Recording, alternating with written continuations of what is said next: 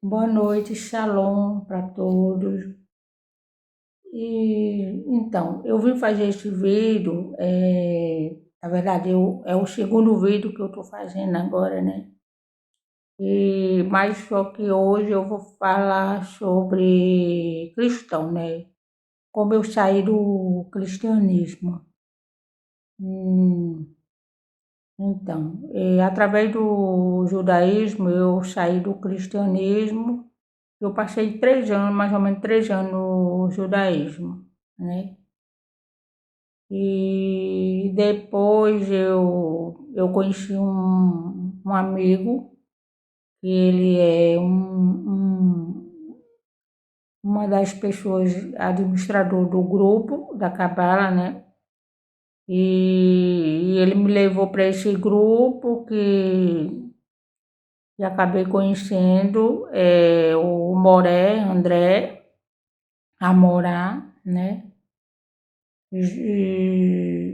Já tinha feito o primeiro vídeo, que foi o mapa que ele fez para mim, né? Então, assim, o que me fez ter a firmeza de ter força de deixar o cristianismo foi na Cabala. Na Cabala, porque na Cabala eu aprendi muita coisa, e estou aprendendo ainda, né? E a meditação, aprender a meditação, as aulas, tudo. Então, já fui me evoluindo muita coisa, as coisas que vêm acontecendo na minha vida, a tranquilidade, entendeu? A segurança, a confiança, a força, né? E tudo que você proporcionado na Cabala, né? Na Cabala. Não é uma coisa que você está ali procurando um milagre, mas é uma coisa que você está buscando, né? Você está buscando ali, né? Então, assim, e essa força que eu estou tendo na Cabala e acreditando na Torá, acreditando que o único verdadeiro, que só existe um, não há outro, que é o nosso eterno, o Criador de todas as coisas, e tudo vem dele, né? Então, assim, agora eu tenho mais força para não acreditar nesse cristianismo, né? Enfim, esse é meu depoimento, né? O porquê eu saí do cristianismo, né? Que não existe, tudo é uma mentira, mas enfim, né? Então, fica aqui o meu depoimento. Salão para tudo. Sharei Orá, segundo portão, nona Sefirá, 58. Diz aqui o texto, né? Saiba e tenha fé que quem só tem relações conjugais desde a noite de Shabat até a noite de Shabat merece ter filhos justos e merece a vida no mundo vindouro. Aqui a gente já deve, não é? O mundo vindouro é o Olam Rabá. Aqui a gente deve ter uma construção, não é? Exatamente sobre essa questão relações conjugais. Essa relação conjugal não é usual, não é? Vamos entender por quê. Alguns profetas bíblicos, eles têm a questão de não poderem ter se casado, né? Então eles não podiam se casar, como foi o caso de Jeremias. Haja visto que ele era a reencarnação de Shílomo e que ele tinha um castigo, aí tinha um ticum que ele não podia casar justamente porque ele teve muitas mulheres. Agora, a questão aqui é que a gente está fazendo um desnudar nos segredos da Torá. A gente não pode ler a Torá de forma nenhuma literal. A gente pode até tirar pela seguinte situação. Se a Torá fosse literal, o homem ele teria o direito de ter várias esposas, né? Porque desde lá do início, Abraão tem 2 esposas, a própria construção do Adão, lá no Bereshit, a gente tem lá a conotação dele, né? Na verdade, a gente vai ver que Deus criou o homem 2 vezes, né? Existe uma criação dual ali. E a mulher também é construída 2 vezes. Uma dessas mulheres que é construída, ali é a L-I-L-I-T, né? A Lili. E a Lili, ela não aceita, chega uma hora que ela não aceita se rebaixar ali perante Adão a uma relação sexual, veja, é metafórica, e ela diz, não, eu não aceito que o homem domine essa relação e etc, eu não vou aceitar, eu quero também ficar no mesmo nível do homem, no mesmo nível. E aí é quando é construída a segunda esposa, isso já ali um pouquinho mais na frente. Então há 2 vezes a construção aí dessa esposa. A primeira foi a Eli, né, a Lili, e a segunda foi a Rava, né, e ele diz, agora sim, essa é osso do meu osso, né, carne da minha carne. Enfim, então a questão da relação sexual conjugal dentro da Torá não tem muito a ver com questões relacionadas ao sexo entre homem e mulher, mas sim uma relação com a Sheriná, né? A ideia é ligar a parte feminina da Sheriná, que está aqui conosco, com a parte masculina, que é a parte masculina da divindade, né? Então, inclusive, a gente sabe que existe a Sheriná que está aqui em Malhut, é a Sheriná superior. A gente deve também compreender que não existe vários deuses, são, né, escalas espirituais, níveis espirituais. Então, veja, então assim a gente pode começar a ler melhor aqui. Então, só, né, quem tem relações conjugais desde a noite de Shabat. Qual é a ideia aqui? Shabat é Malhut, muitas vezes chamado de Shabat. E o Zohar chega a citar Shabatot, né? Ou seja, eles perguntam como é que pode ter, guardarei meus Shabatot, meus Shabat, né, na questão ali do plural. No entendimento lá da frase em hebraico é que existem 2 Shabats. Um Shabat é uma Sefirá e o outro é outro. Como a gente disse, uma é Tiferet, que é chamado de o 4º dia, e o outro é chamado de Malhut. A ideia aqui dessa relação conjugal é exatamente a unificação dos nomes divinos, não é? Aqueles que conseguem realmente fazer essas conjunções espirituais através do estudo da Torá, da compreensão do que a pessoa está fazendo. Então, ele consegue ali fazer essa conjunção espiritual, não é, que não é muito bem, como a gente está vendo ali no texto, uma construção de um sexo em si, uma relação sexual com a pessoa, mas é uma questão espiritualizada. Então, veja, é necessário, não é, entender esses processos para que a gente saiba que a Torá ela é um livro de organização espiritual dentro da alma do homem. Pois bem, então o fato aqui é a conotação de saber que Zerampim, que é o noivo, está nessa conotação de parte masculina, haja visto que a gente tem outros aspectos dentro da Torá que dizem, não é, que a gente tem aqui algumas nomenclaturas, por exemplo, citando, não é, essas partes, muitas vezes, que devem ser entendidas plenamente. Por exemplo, Zerampim é o noivo, a gente já sabe disso, também é chamado de o filho, né? Essas 6 sefirotes são chamadas de filhos.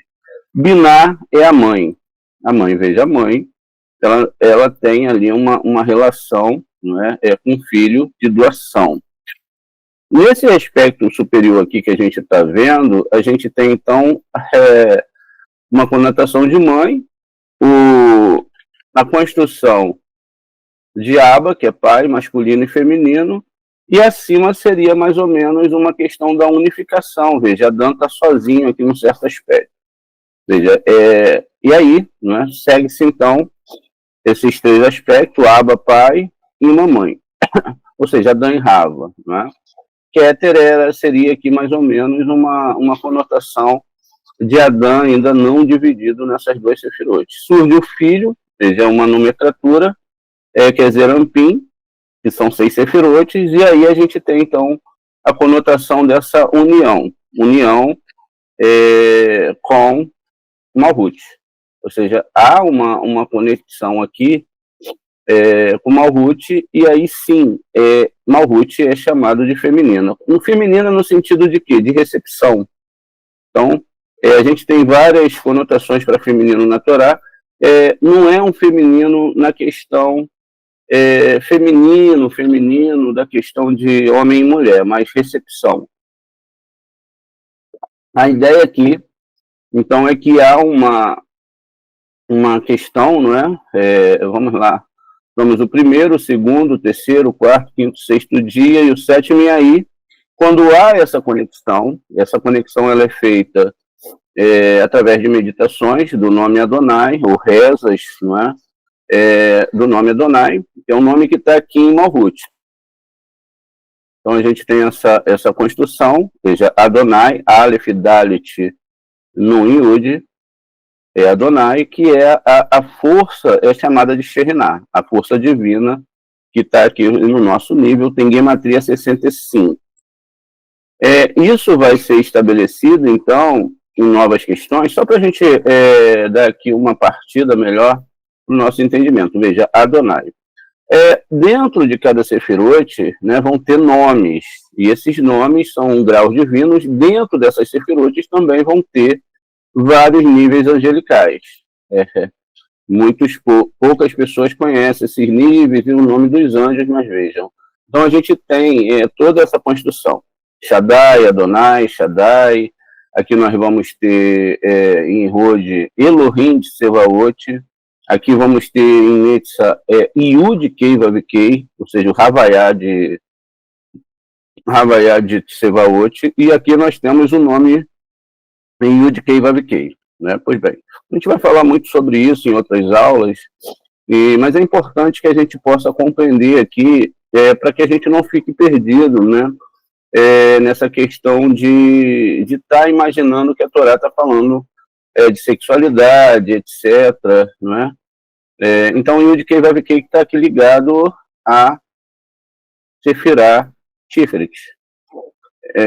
Pois bem, então a gente tem agora, né, toda essa construção, e lógico que conforme os mundos vão subindo, aqui a gente está vendo Yud Kei Vav Kei, dentro de Hesed ali a gente tem o nome El, a gente só está fazendo uma marcaçãozinha aqui para vocês poderem ver. Então a gente tem o nome El, né, aqui tem Yud Kei Vav Kei, aqui temos o nome El, Aleph Lamed, o nome Elohim aqui dentro, e aqui dentro Yud Kei Vav Kei, com os sinais maçoréticos de Elohim, conforme está lá no Devarim 3:25, na reza, na Parashá Vayeter Hanan, onde Moshe reza para o Eterno, e a gente, quando abre lá essa parte, vamos dar uma olhada aqui rápido, exatamente em Devarim 3:25, onde começa a Parashá Vayeter Hanan. Então veja, é o último livro da Torá. No 3:25 a gente tem aqui a construção da Parashá Vayeter Hanan, começa no 24. Então veja, a gente tem aqui 2 nomes, não é? Um nome, copiei de lá, estou colando aqui para a gente poder aumentar aqui, ficar melhor para vocês poderem ver. Então, a gente tem o nome Adonai, e a gente tem o nome, então, Yud Kei Vav Kei. A gente deve observar, é usual para a gente, né, estarmos estudando, né, e identificar alguns sinais que não são maçoréticos, mas são simplesmente, só para a gente continuar aqui, a gente já aproveita, não é? Na aula aqui para a gente trazer umas ideias para vocês. Pois bem, então aqui tem os sinais que não são maçoréticos, ó, são caminhos, tá vendo? Esse triângulozinho, esse quadrozinho aqui, ó, tá vendo? Não são sinais maçoréticos, né? Eles são caminhos, então eles não fazem parte da leitura. Inclusive, então aqui a gente tem o nome Adonai. Veja, vamos fazer uma ligação aqui com o nome Adonai, que ele está ligado ao Ruth. Então, o Moshe, quando ele está fazendo a reza dele, ele está fazendo usando a Shekhinah, né?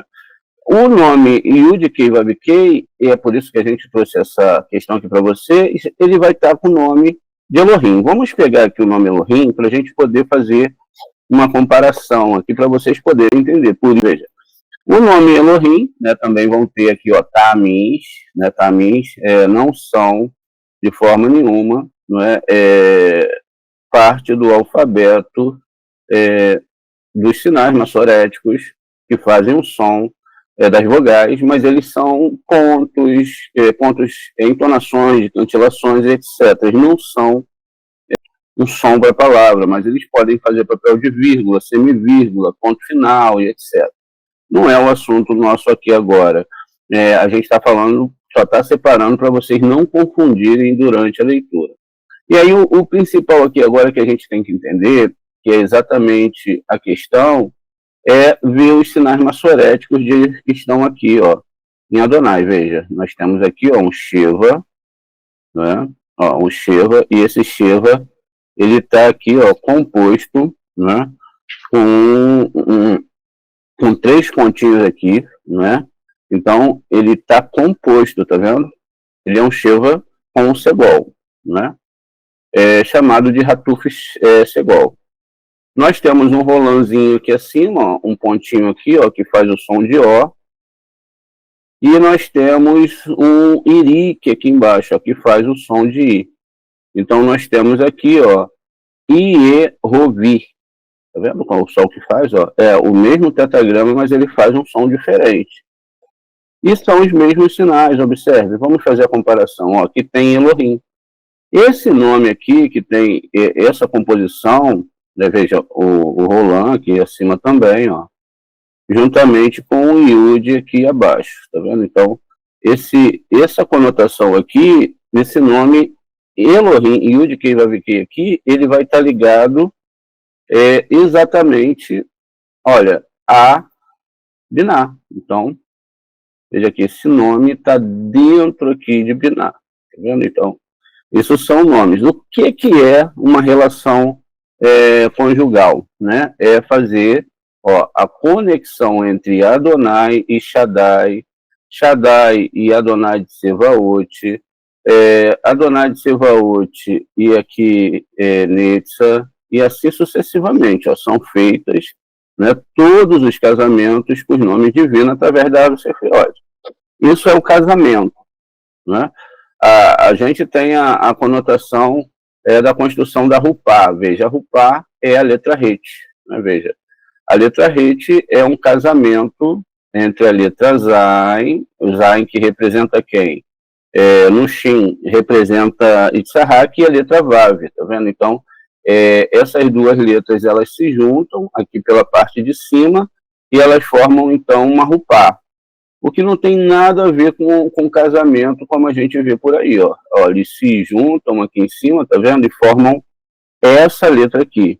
Essa letra, ela tem uma correspondência de 8, e 8 aqui é a própria, 8 é uma construção da oitava Sefirot. Basta contar de Malhut até Hesed, temos 7, oitava Sefirot, então por isso, pelo nome da palavra do Shema Israel, na palavra Errad, você tem um numeral 8 ali, Aleph, Het, que é essa palavra, e Dalet no final, né? Então, a conotação do Aleph é a primeira das letras, descendo até o Het, e o Het descendo mais 8 sefirotes e chegando no Dalet de Adonai, aqui embaixo, ó, onde a gente lê várias vezes como Dalet se lê Delet em aramaico, não é? E esse Delet aqui é porta, ó, tá vendo? É porta.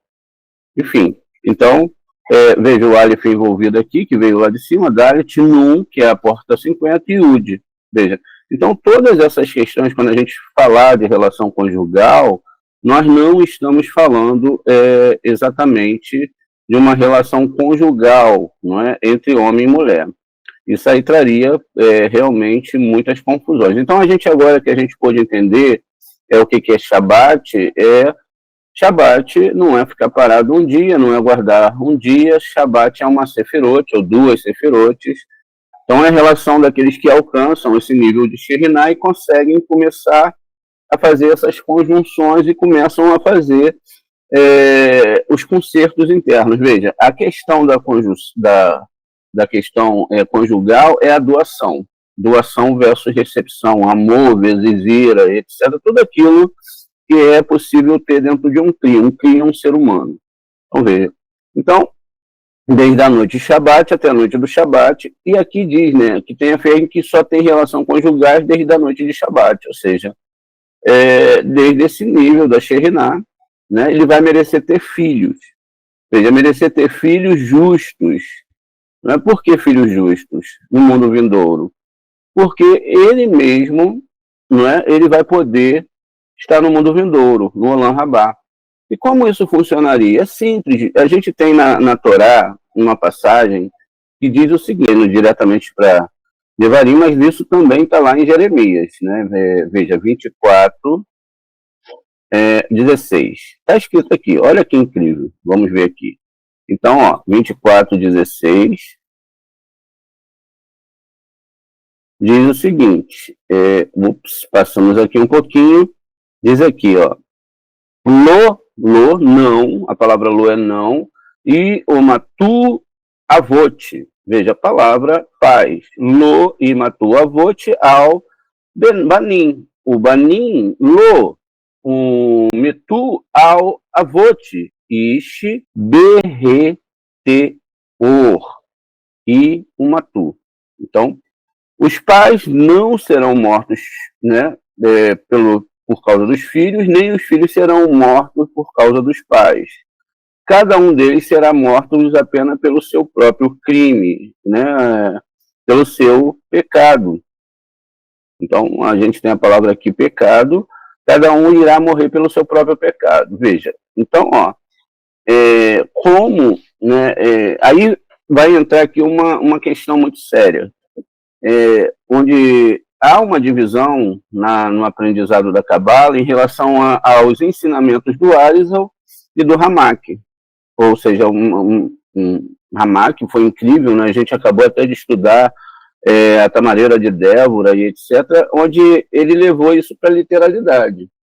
Então começou a se entender que o justo só poderia fazer relações sexuais na noite de Shabat, etc., para trazer almas justas, etc.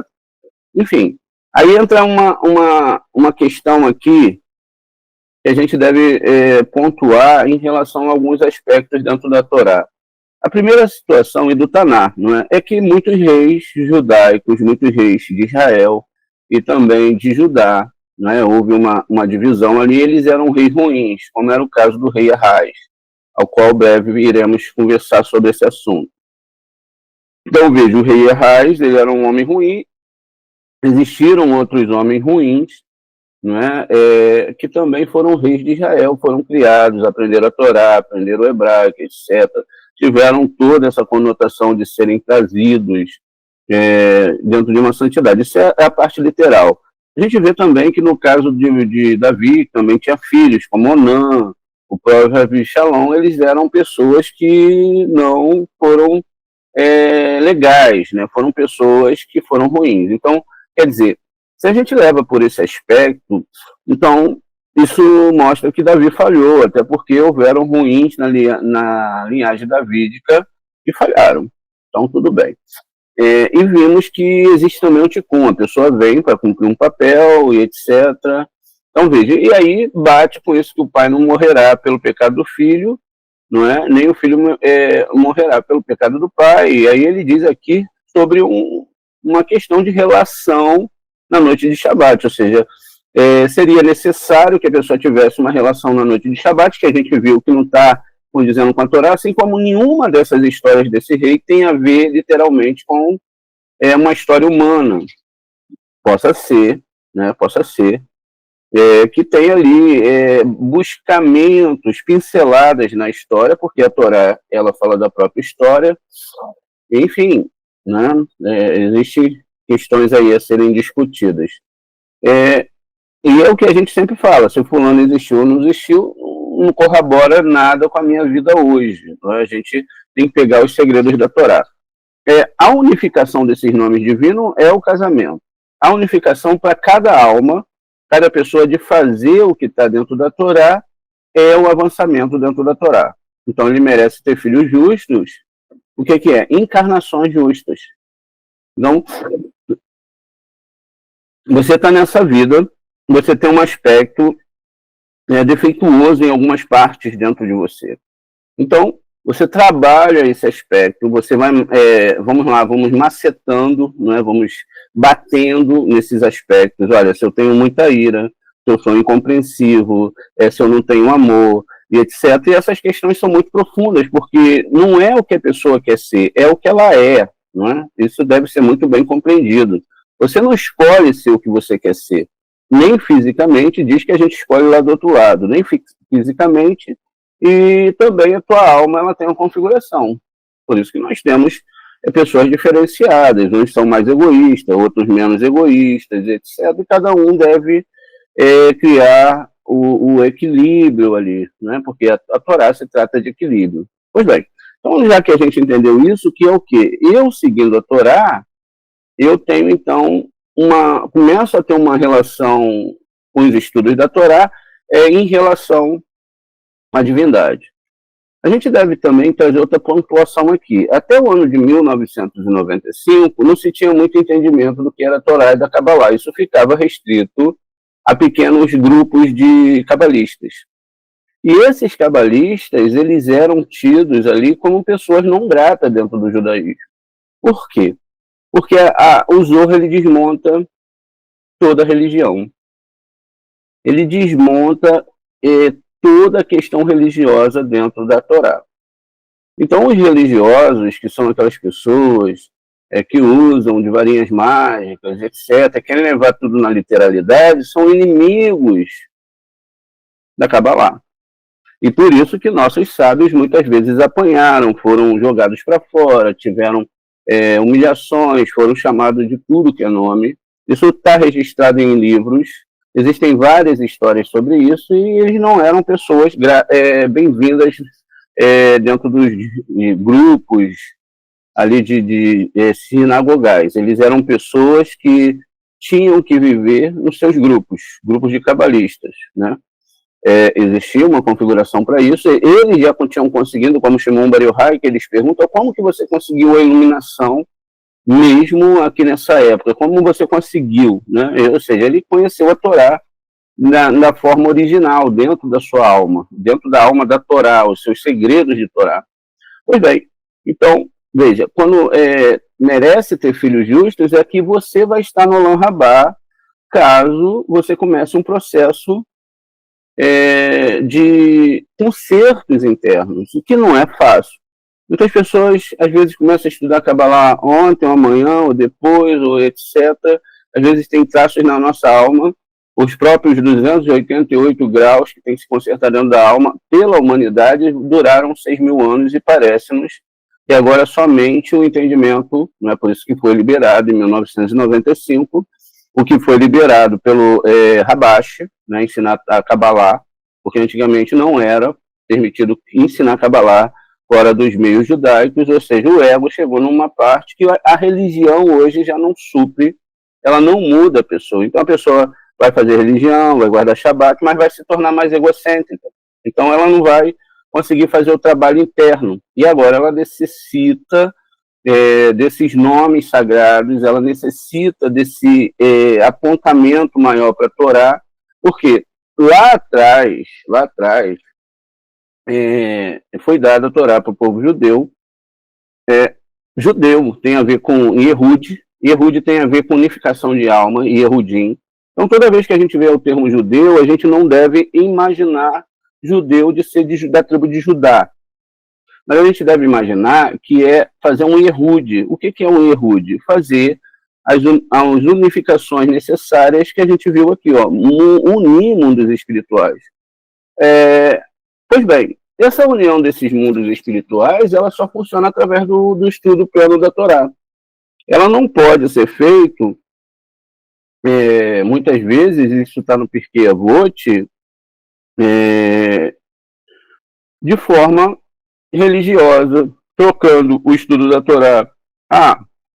Como eu já disse várias vezes, está lá no Pirkei Avot, olha, é bom, não é, acompanhar um enterro, é bom, é legal, ajuda, é bom você rezar, é bom, né? Então deve-se rezar.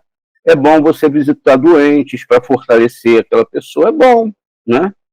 Mas, acima de tudo isso, está o estudo da Torá. Isso significa o quê? Que acima de tudo, todas essas coisas, está o estudo da Torá. Então, veja, estudar a Torá é mais importante, né?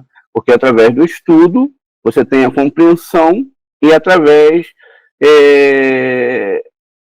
você vai conseguir entender o processo que você tem que passar. Sem entender esse processo, né, parece que a coisa não funciona no automático, né? Existe dentro do homem, lógico, duas questões dual ali em relação ao que ele deve seguir, o bem e o mal, mas, pelo que a Torá explica, né, está o estudo da Torá. Então, a gente deve priorizar o estudo da Torá a todo momento. Então, ele é maior. Talvez você não perceba, por exemplo, mas eu vou ficar estudando, etc. Por que isso vai fazer isso? Você está trazendo luz para esse mundo, não só para você, isso também deve ser compreendido. Então, o que nós devemos fazer?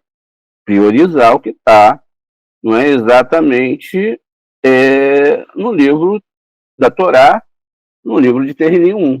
Então, veja, as pessoas que fazem isso, então elas, aí chega lá na Torá, está escrito, né? Aqueles que amam a minha lei, aqueles que buscam a minha lei, e Deus fala assim, ó, eu amo aqueles que amam a minha lei, até a milésima geração. Isso significa o quê? Que a pessoa que ela está se esforçando em fazer o certo, estudar a Torá, ainda não é que ela, não é, guarde só um fragmentozinho, ela conserte só um fragmentozinho da sua alma, ela vai poder viver por 1000 gerações e consertando. A cada reencarnação ela conserta um pedacinho que é usual para toda a humanidade, porque veja, se você está aqui hoje é porque você reencarnou, sua alma ainda está viva.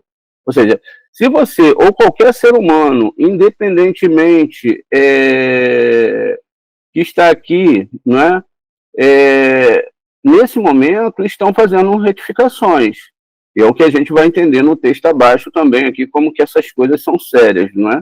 Mas, de certa forma, temos almas novas que foram geradas agora, e temos almas que foram geradas, não é, antigas. Essas almas que estão aqui agora, elas acabaram, né, para vir para a gente, para esse mundo, elas fizeram uma conjunção. Não, vamos descer e lá a gente agora vai realmente estudar a Torá, vamos estudar a Torá, vamos melhorar o mundo, vamos ter mais misericórdia com as criaturas, vamos ser menos egoístas e parece-nos que, na verdade, somente a Kabbalah vai conseguir resolver essa questão de estarmos realmente consertando o que se deve ser consertado, que é a internalidade do homem. Isso tudo tem a ver, não é, com a questão da doação, ou seja, da recepção e da doação. E não é algo técnico, a gente sabe, não é que eu vou decidir agora ser uma pessoa justa e vou ser mais doador, não é isso. Então, é preciso, não é, a gente entender isso. Por isso vão ter mandamentos relacionados a isso. Aí, então, vamos começar aqui de novo. Ó, saiba que a fé de que só tem relações conjugais desde a noite de Shabat. Noite de Shabat, o Shabat é a Sheriná. Até a noite de Shabat merece ter filhos justos, ou seja, reencarnações justas, que merecem a vida no mundo vindouro. Ou seja, é usual também a gente falar que vários corpos irão ressuscitar, como a gente vai ver, e como é a responsabilidade dessa questão no estudo da Torá. Diz aqui, isso ocorre porque o Shabat é a qualidade do justo, tá vendo? Então, o que é o justo? É o tzadik, né, chamado, sendo que é a questão do Deus vivo, é o Rai, tá vendo? Então, aqui nós temos a questão do tzadik, em que sentido? No sentido de que tzadik é a Sefirah Yesod. A Sefirah Yesod tem a ver também com um órgão sexual, veja, não é o órgão sexual que se imagina homem e mulher, tá vendo? Mas é o órgão sexual em relação, não é, a Sefirah Yesod. Então, veja, o Deus vivo é o Rai. A questão, uma questão, não é que é a questão do Deus vivo é o Rai. Qual é a situação aqui e qual é a conotação que nós devemos entender aqui? A gente tem um nome aqui que a gente acabou de escrever dentro das Sefirotes, Adonai, El Shaddai, etc. São nomes divinos, né? E esses nomes, eles têm aí uma conotação, né? De estarem estando ali trazendo essas ligações. Veja, dentro desse sistema, a gente botou alguns nomes aqui, né? Falamos, alguns nós citamos, nós temos o nome El. Veja, o nome El, que é o nome que está dentro, não é, da Sefirote ali de Abraham. O nome El, ele está dentro da Sefirote aqui de Abraham, tá vendo? E aí o que está falando? Aqui Shaddai também é chamado de Malhut, muitas vezes. E é também chamado de Asheriná. Então, aqui o que está falando para a gente, ó, é fazer essa ligação aqui, ó, essa ligação, ó, exatamente. Porque quem chega aqui, vence essa divisão da letra Tav aqui e passa para esse mundo superior, aqui, gente, é muito importante a gente prestar atenção que existe a Malhut da árvore do bem e do mal, não é? Então, essa Malhut da árvore do bem e do mal, ela é separada desse nível superior. Por isso é que existe uma árvore, não é? Que a gente sabe, muitas vezes a gente discute sobre essa árvore, que ela é uma árvore que não tem a ver com a árvore superior. Ou seja, é uma árvore de seres humanos que estão muito mais preocupados com a questão desse mundo, ou seja, crescer, ter sucesso nesse mundo, do que pessoas que vão realmente ir para o Olam Rabá, se preocuparam com essa questão. Essa árvore é a árvore do bem e do mal. A árvore da vida, ela começa a partir da construção dos níveis superiores, que é o nível de, não é? A gente conhece aqui como nível de Nefesh. A gente sabe que existe 2 níveis de Nefesh. Eles começam sobre o nível de Nefesh e vão avançando conforme estudam a Torá e conforme vão se conectando à divindade, né? Nos seus níveis, nos seus nomes, no seu grau, sabendo que cada pessoa ela deve entender que ela vai ter que trabalhar aquilo que é usual para ela, dentro desses 5 níveis de alma, usual para ela trabalhar, né? Ou seja, a Sefirote é usual para ela trabalhar. E aí ela vai começar a subir todos esses mundos. Veja, a ideia aqui, então, é essa ligação, né, que é feita, veja, de Tzadik, ou seja, da Sheriná, porque você alcançou esse nível, não é? Até o El Rai, que é o Deus vivo. Então, veja, isso ocorre porque o Shabat é a qualidade desse Yesod, sendo que a questão do Deus vivo é o Rai sobre tal pessoa. Ou seja, isso vai acontecer internamente. Isso produz seus frutos no tempo apropriado. O profeta, portanto, pois assim diz Hashem, aos estéreis que guardam os meus Shabat escolheram defender minha aliança, né? Aqui, na verdade, ele está falando lá da construção de Isaías 56. Vamos dar uma olhada lá, vamos ver se a gente consegue achar aqui Isaías 56, para a gente poder mostrar para vocês como que está escrito aqui. Olha, Isaías 56 é um texto que deve ser entendido cabalisticamente, né? O Eterno fala assim, ó, não deixe, ó, ver Yomer ben Hanerá Hanelevá. E Adonai Lemo Rabdel. E Be Dileni Adonai Meal. Amor Veal Yomar Hassarim Ren Ani Etsi Ibesh. Olha, não deixe o estrangeiro dizer quem está unido a Hashem. Hashem me manterá separado deste povo pactuado e não digo eunuco, tá vendo? Então a gente tem aqui, eu sou uma árvore seca, não diga isso. Vamos dar uma analisada aqui mais profundamente, não é? Dentro dessa questão que a gente está falando ali, desse casamento, em relação ao livro de Isaías, no 56. Vamos dar uma olhada aqui para a gente poder ver mais profundamente o que está sendo falado ali, para a gente poder, não é, trazer para vocês uma melhor ideia disso tudo, baseado, né, naquilo que nós entendemos, o que a Cabala entende com a relação da Torá, com os seus argumentos mais profundos. Né? Deixa eu só conferir aqui, 56, no 3, 56, 3.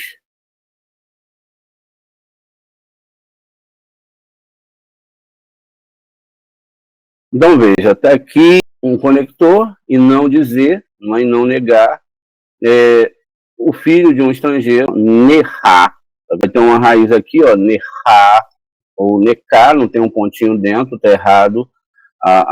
Ó. Então, ó, não diz os estrangeiros, tá vendo? Não diga o estrangeiro, não diga essas pessoas que são estrangeiros, alienígena, estranho, etc. Não diga, não é? Não diga esses estrangeiros, tá vendo? Errar. Com isso se juntar para o Senhor durante e dizer que será excluído, não é? Ou excluir ou excluído do Senhor, né? De entre seu povo. E não dizer o eunuco, tá vendo aqui a palavra sarim, de eunuco, olha, que tem toda uma construção, ó, eunuco, oficial, enfim, né, que tem a ver com castrar, diz aqui, ó, Rab Serim, aqui é uma formatação, uma palavra, né, que pode ser para eunuco ou para chefe, a palavra Rab. Essa palavra está ligada à própria reza de Abraham, que ele faz exatamente lá, exatamente na questão da reza de Vaiter Hanan. Tem Rav Lerá, está escrito lá, está ligado lá também. Veja como que tem que se separar cada assunto para entender a Torá. Então, essas pessoas que são eunucos, como está dizendo aqui no texto, olha, assim de Hashem, não, né, aos estéreis eunucos que guardam no Shabat, né, e que o desejo defende a minha aliança, né? Então, vamos ler aqui de novo só para a gente. Isso produz seus frutos no tempo apropriado. O profeta, portanto, pois assim diz Hashem Adonai, que aos estéreis, aos eunucos que guardam no Shabat, escolhem o que eu desejo e defendem a minha aliança. Dar-lhe-eis honra e renome em minha casa e dentro dos meus muros, e etc. Agora, aqueles que são estéreis são os melhores de Israel? Ele pergunta aqui, ó. São eles os melhores de Israel? Somente os estéreis guardam o Shabat? Aí surge a pergunta, como é que pode um estéreo ter uma relação conjugal no dia de Shabat, como era o caso de Urias, que era eunuco?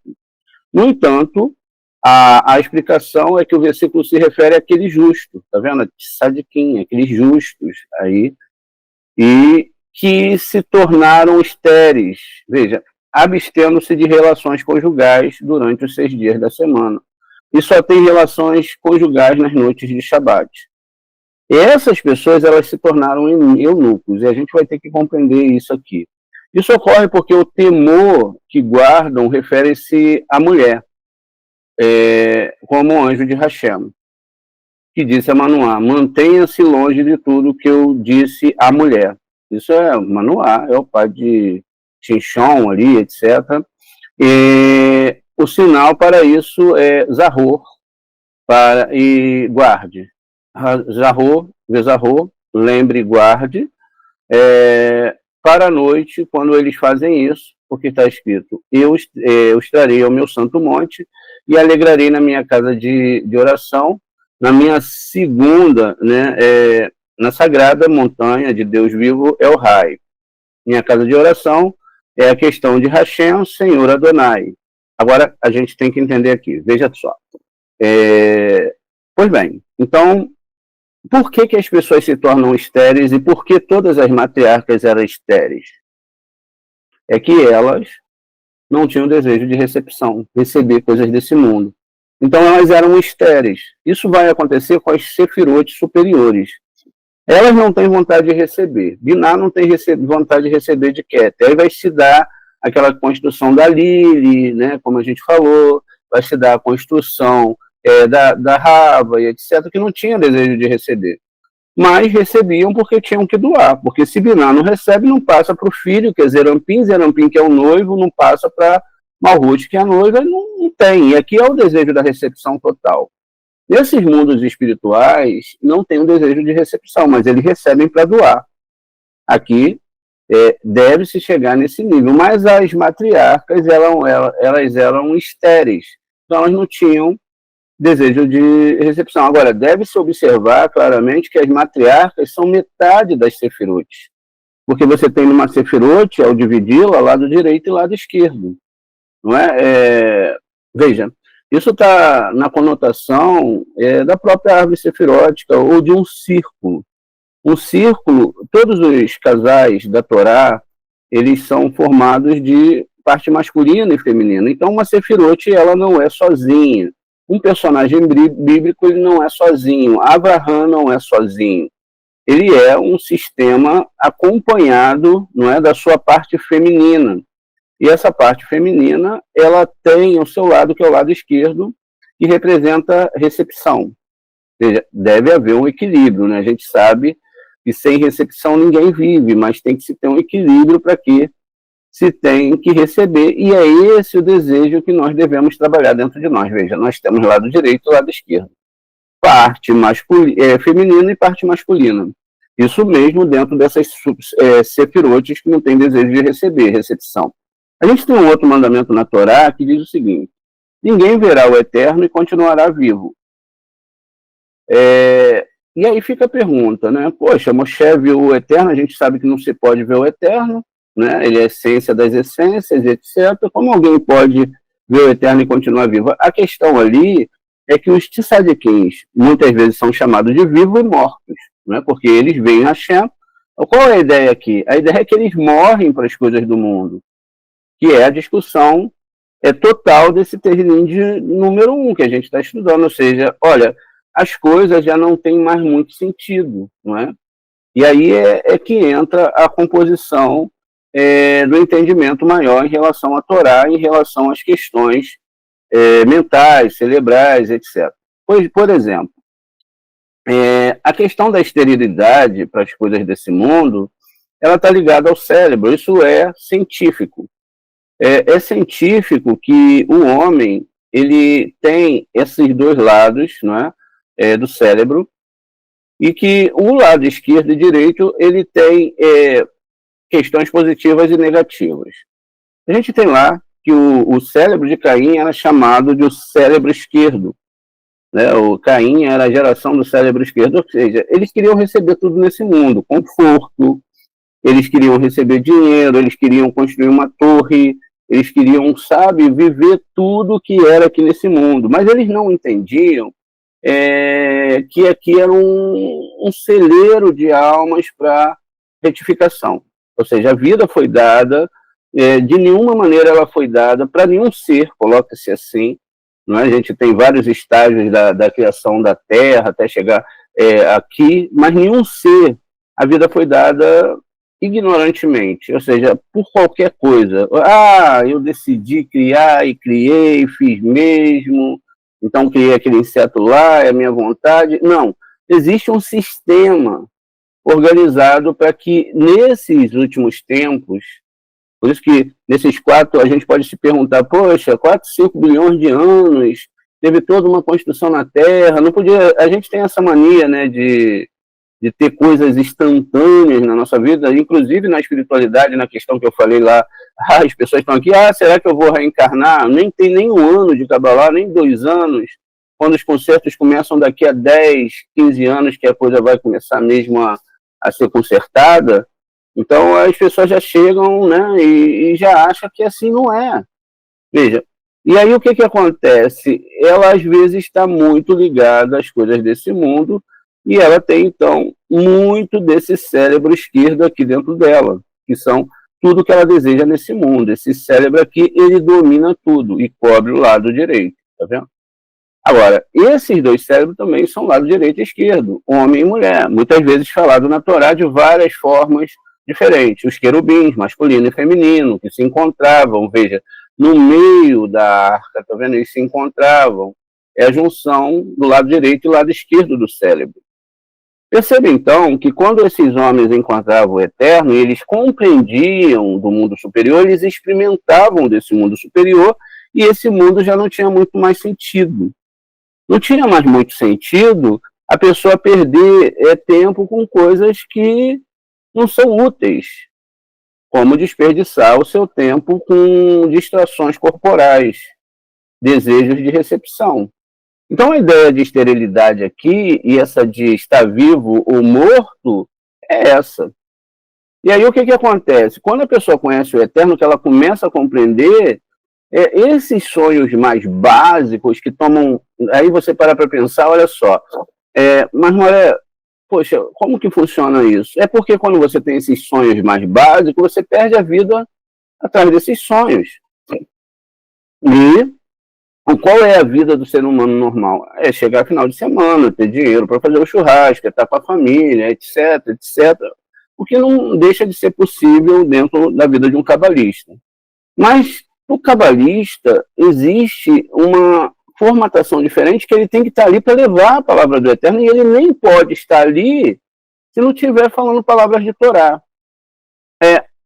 Como essas palavras vão ser faladas, se religiosamente, ou se, olha, Deus é bom, vamos ver outras coisas, vamos ter outros pensamentos, você pode estar ensinando a Torá sem nem mesmo estar citando textos de Torá. Você pode falar de bondade, de amor, não é? De vida, de que existe um Deus, etc. Tudo isso você pode construir num local desse. Agora, também é usual que a pessoa não se sinta mais muito bem nesses locais. Ela sente numa roda, daqui a pouco ela veja a conversa, ela fica, meu Deus, o que esse pessoal está falando? Tem alguma coisa aí. Não tem, isso não entra mais na minha cabeça, sabe? A pessoa começa a ter ali meio um feedback divino, e ela começa a pensar, pô, mas a pessoa está falando de tanta besteira, num roda de amigos, os caras estão falando de mulheres, ou estão falando que se deu bem em alguma coisa, o que é muito esperto, é sempre o ego, né? É sempre o ego, ou tá falando a chonrará do outro, tu lembra fulano de tal? Ih, rapaz, separou do marido, ou separou da esposa, traiu, não traiu, e vai se discutir coisas que não tem nada a ver com a Torá. Quando você tem a consciência agora dessa esterilidade que você começa a ter em relação a esses assuntos, você fica mais preocupado com o quê? Com as questões do mundo todo, com o que está acontecendo, com o que você sai na rua, você vê, olha, as pessoas estão tão distraídas, estão indo comprar o pão, estão sentadas na praça jogando, estão conversando sobre quem vai ser o político que vai ganhar a próxima eleição, ou porque deram um golpe aqui ou ali, e não entende que tudo isso é um processo. Elas se perdem muito mais nessas questões. O cabalista não, ele vai se preocupar, olha só, existe um casamento, existe um nome, uma conjunção, eu só chego nisso se eu me tornar estéril. Quando elas foram estéreis, o que aconteceu? Elas se engravidaram. Só que a gravidez, como a gente viu, não foi de seres humanos. A questão humana, a alma em si, é uma questão né, inerente e colocada dentro da questão da Torá. Elas ficaram grávidas das próprias das Sefirotes. Então, Abraham casa com Sara, tem Tzahak, que é Gevurah. Ele casa com Rivka e tem Jacob, que é Tiferet. Tiferet, que é Jacob, casa com as esposas, das 4 esposas, Leia, Rahel, que era quem ele desejava, e suas servas, né? Então, Bilá, e, enfim, a outra eu esqueci o nome aqui agora. Então, ele casa com essas servas, Zilpa, né? E aí tem 12 filhos. 12 filhos. Esses 12 filhos são metaforizados pelos 12 graus, podem ser graus, 12 constelações, 12 meses do ano, enfim. A gente costuma estar levando agora mais para graus, né? Que são 12 letras hebraicas. Veja, se a gente leva a questão, não, ela teve 12 filhos, e aí gerou 12 seres humanos.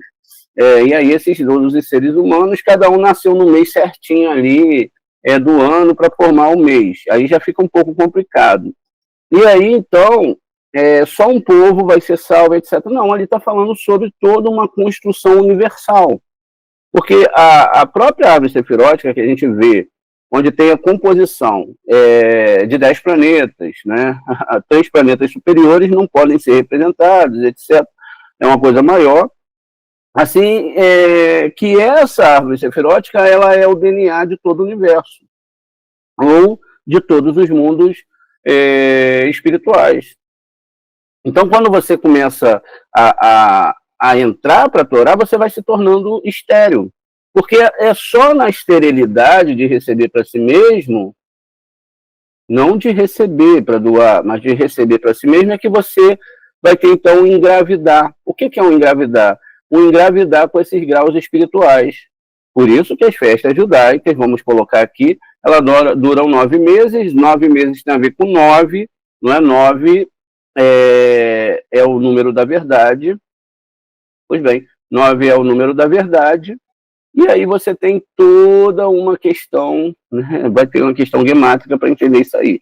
Mas quanto mais, não é, se entra para a doação, mais você vai ter como engravidar essas sefirotes e entender todo o processo através do estudo da Torá. Isso só é possível através do estudo da Torá. E aí você vai avançando. Vai avançando, vai avançando. Aí, às vezes você vai se perguntar, poxa, antigamente eu tinha tanta vontade de ficar rico, tinha tanta... Agora não... Isso não tem mais força dentro de mim. Agora, eu tenho vontade de ficar rico, mas eu tenho um sonho de ajudar, montar muitas casas de Kabbalah, comprar livros, ajudar meus irmãos, sabe? Não é aquele desejo de ficar rico para ter empregado e toda uma coisa que não tem nada a ver com Kabbalah. A coisa é diferente. Então, esses graus que são do lado esquerdo do cérebro, eles vão morrendo e o lado direito, ou vão tendo, vamos colocar melhor, um equilíbrio, e o lado direito, então, vai cobrindo o lado esquerdo. E aí, como que isso é feito? Através do estudo da Torá. Quanto mais eu estudo, mais eu compreendo, mais graus de capacidade intelecto, mental e espiritual eu vou avançando. E aí tem várias conotações. Vamos continuar aqui, então. Então, isso é dado através do Shabat, que é um grau, e através do guarde e lembre, né? Guarde e lembre. Veja, então, vamos voltar a ler aqui de novo, ó. Ele pergunta aqui, agora aqueles que são estéreis são os melhores de Israel? Ele pergunta, somente os estéreis guardam o Shabat?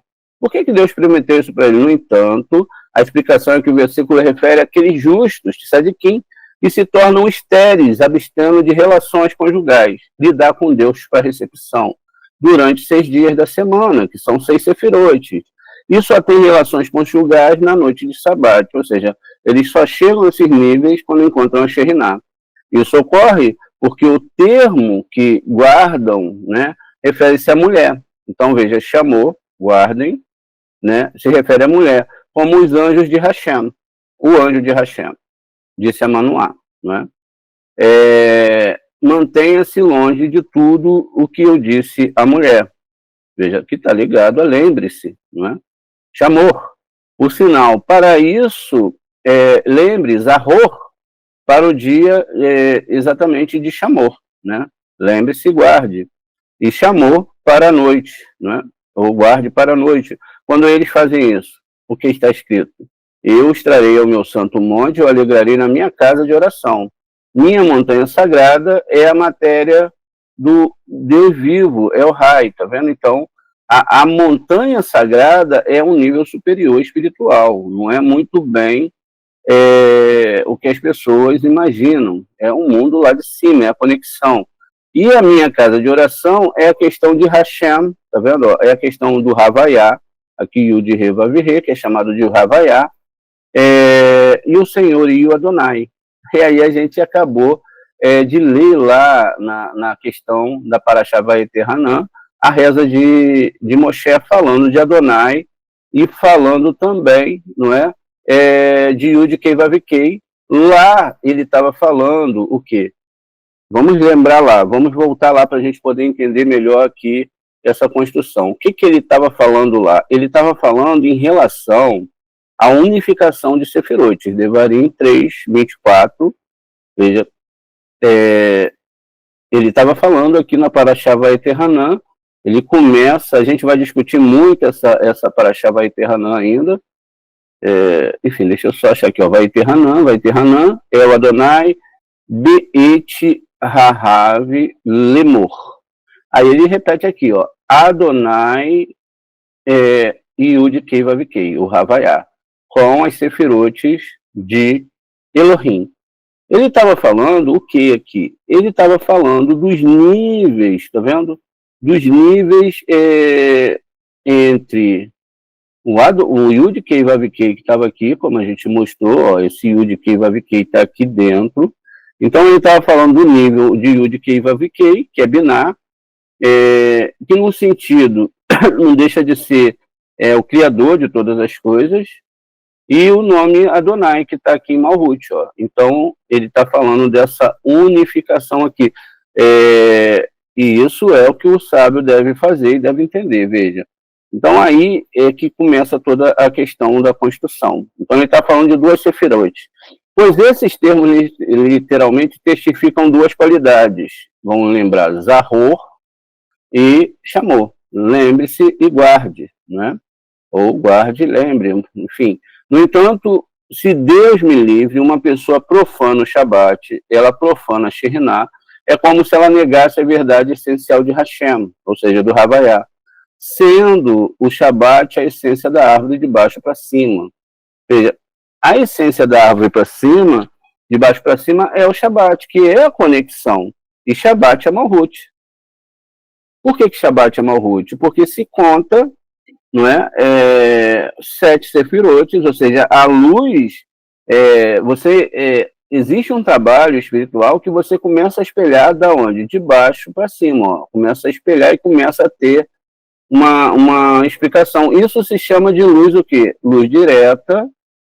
Ó, luz direta, você está espelhando e aí tem a luz de retorno, ó, tá vendo? Isso se chama travessia do Mar Vermelho, ó, não é? Então, ou seja, você espelha e a luz desce. Existe também um trabalho onde a luz desce pelo lado esquerdo, aqui, ó, tá meio feio aqui o desenho, mas só para a gente compreender, desce pelo lado esquerdo e você só recebe aqui. Você não espelha nada, tá vendo? E, na verdade, isso é uma grande verdade, porque todo mundo recebe essa luz aqui, mas eles não espelham o bem para cima. Eles não estão preocupados com o bem do Criador, eles estão fazendo tudo isso em relação ao seu próprio bem. E isso é onde eles não têm esterilidade, eles querem receber, eles não mandam para cima. Tudo que eles recebem na vida dele levam a eles a questão diferente. Agora, a questão do eunuco é essa, né?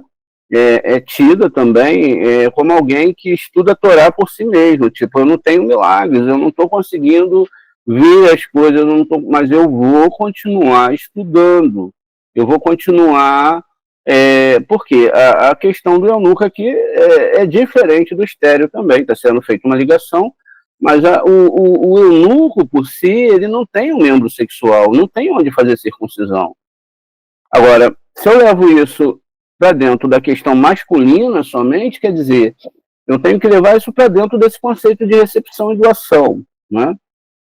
E aí é de onde surge todo esse esquema que tem que ser organizado. Então, tem também a questão das viúvas, né?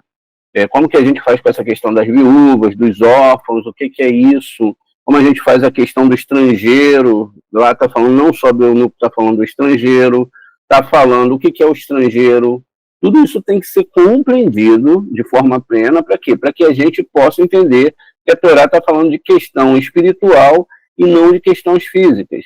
As questões físicas foram que estrupiaram toda a Torá, porque se tinha uma Torá oral, eles seguiram pelo lado físico, tudo isso se tornou aqui coisas, não é, do nosso mundo que mexeram com muitas estruturas espirituais, principalmente quando o físico ele cobre o lado espiritual.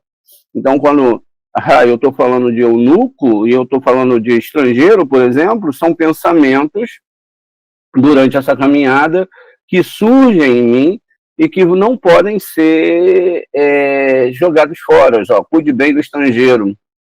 Eu não posso falar, esse pensamento não existe. E tem um padrão natural que fala assim, você não criou nada e você não pode destruir nada. Então, se o pensamento surgiu ali, a barreira, seja lá qual for, você deve isolá-lo, cuidar dele bem, até que você tenha força para modificá-lo.